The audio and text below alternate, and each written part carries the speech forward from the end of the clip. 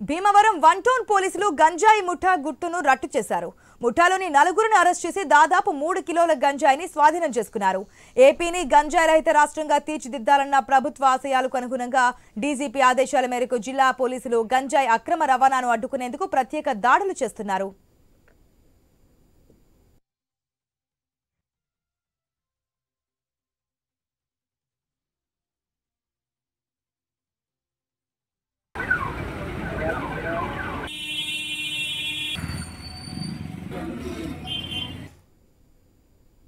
గంజాయికి చెక్ పెట్టడంలో భాగంగా భీమవరంలోని గునుపూడి రైల్వే అండర్ టన్నెల్ వద్ద గంజాయి కలిగి ఉన్న నిందితులను అదుపులోకి తీసుకున్నారు.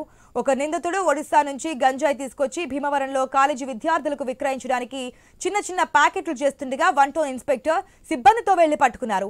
నిందితులకు కోర్టు 14 రోజుల రిమాండ్ విధించింది.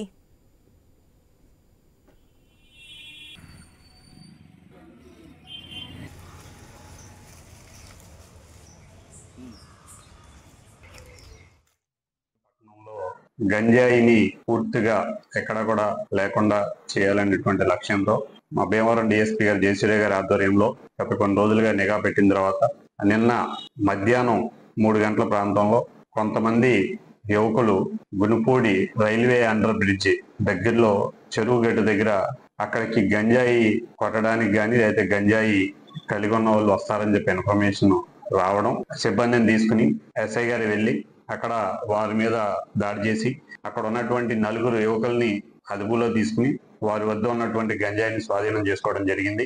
మొత్తం 4 వ్యక్తుల్ని కూడా అక్కడ అదుపులోకి తీసుకుని వారి వద్ద నుంచి 2 కేజీల 862 గ్రాముల గంజాయిని సీజ్ చేయడం జరిగింది. వీళ్ళ 4 కూడా మేజిస్ట్రేట్ ముందు హాజరుపరచడం జరిగింది. వీళ్ళందరికీ 4 కూడా